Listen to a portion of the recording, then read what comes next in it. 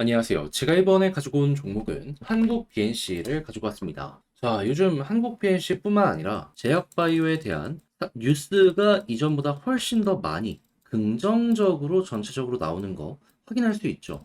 여기에 이 한국 BNC도 수혜를 받을 수 있을 것 같은데 뉴스가 많이 나오는 이후부터 현재 나오는 내용은 뭐며 우리가 앞으로 주목을 해보면 좋을 부분은 뭐가 있는지 하나씩 살펴보도록 할 테니까요. 들어보시고 도움 된다면 구독과 좋아요 한번 꼭 눌러주시면 감사드리겠습니다. 자, 일단 가장 먼저 한국 PNC 같은 경우 지금 제약바이오의 어떻게 보면 시장 내의 대장 종목 중에 하나로 분류가 되고 있는데, 근데 요즘에 갑작스럽게 제약바이오가 왜 이렇게 올라가는 모습이 보여지고 있냐면 최근 2년 동안 되게 조용했잖아요. 소외되었습니다. 근데 이 소외된 근본적인 이유가 뭐냐 하면 제약바이오는 지금 당장의 실적보다 미래의 배율을 끌고 오는 이러한 종목들인데, 미래 실적을 보다 더 많이 끌고 오기 위해서는 시장의 유동성이 필요해요. 근데 최근 2년 동안 뭐 있었죠? 꾸준하게 금리 인상은 물론이거니와 5.5%에서 고금리를 유지하게 되었죠. 그럼 시장의 유동성, 돈이 없어요. 그럼 끌고 올 수 있는 미래에 대한 요게 많이 적을 수밖에 없겠네요. 그럼 주가는 어떻게 될까요? 바닥을 길 수밖에 없었던 게 최근 2년간의 현실이었던 겁니다. 근데 반대로 생각하면은 금리 인하를 하면은 오히려 이 모든 것 때문에 떨어졌던 것처럼 반대로 올라갈 가능성이 높겠네라고 생각할 수 있겠죠. 그랬을 때 지금 이 9월 달 확률이 어떻게 잡히고 있다? 현재가 5.5인데 5.5% 0%. 그러니까 금리 인하에 대한 확률 100% 잡히고 있고요. 그리고 올해 12월까지 확률을 놓고 보더라도 두 번 금리 인하에 대한 확률은 현재 97.7% 나오고 있고요. 세 번 금리 인하에 대한 확률 같은 경우에는 몇 프로 나오고 있다? 64.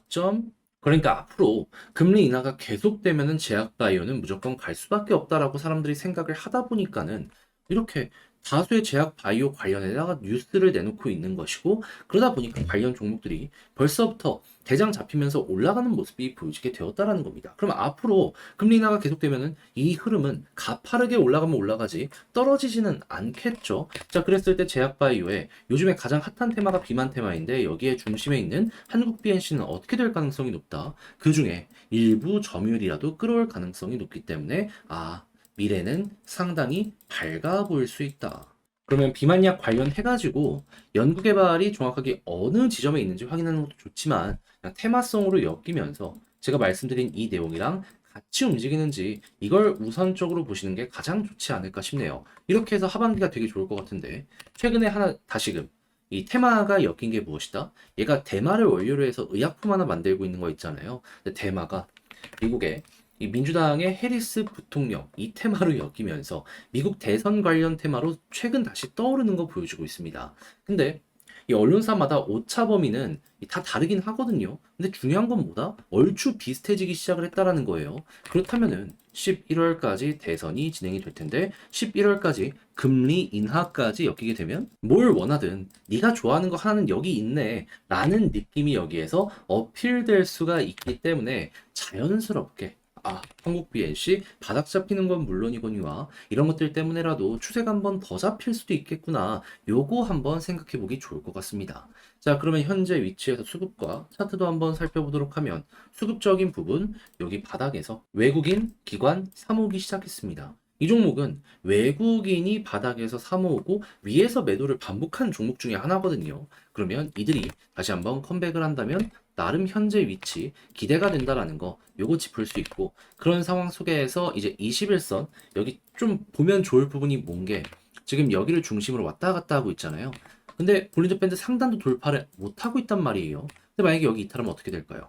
볼린저 상단 찍고 중앙선 이탈하면 하단까지 간다. 그래서 베스트는 여기 위에 있는 거. 근데 이제 여기 버티면서 볼린저 상단을 돌파하면 또 어떤 일이 발생할까요? 여기서 이제 조금만 올라타더라도 추가 상승이 나오잖아요. 크던 작던 추가 상승이 여기를 중심으로 만들어질 수 있게 되는 겁니다.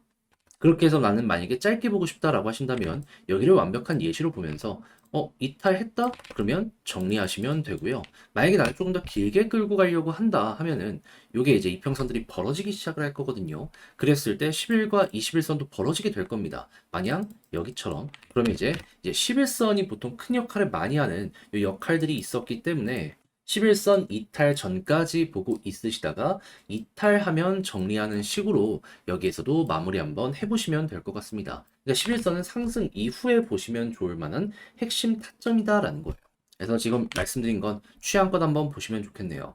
그럼 이런 것들을 글로 쓰면서 영상 마무리 한번 짓도록 하자면 일단 첫 번째 나오는 뉴스를 봤을 때 현재 제약바이오의 상황은 굉장히 좋은데 지금 비만약 관련 테마로도 잘 엮이고 이 부통령 관련된 테마로 대선도 볼 수 있어 갖고 올해 하반기에 기대할 수 있는 건 정말 많아지고 있다 했을 때 수급은 외국인 보시고요. 지지라인 베스트는 21선 위이며 올라간다라고 했을 땐 볼린저 밴드 상단을 돌파하게 된다면 추가 상승 노리자. 근데 여기서 이제 갈린다라고 말씀드렸죠. 단타를 하신다라고 하면은 이 볼린저 밴드 상단 이탈했을 때 정리하는 거고 만약에 나는 조금 더 그것보다는 넉넉하게 보겠다라고 하시는 분들 같은 경우에는 11선까지 보시면 되겠습니다. 자, 이렇게 해서 한국 PNC 여러분들이 보시면 좋을 부분에 대해 한번 쭉 써봤는데 어떻게 도움이 되었을지 모르겠습니다. 잘 보셨다라고 생각을 하신다면 구독과 좋아요 한번 부탁드리며 영상 이만 마치도록 하고요. 전 다음에 더 좋은 영상으로 인사드리겠다라고 말씀드리며 이상 주식 정리해드리는 주정남이었습니다. 끝까지 시청해주셔서 감사합니다.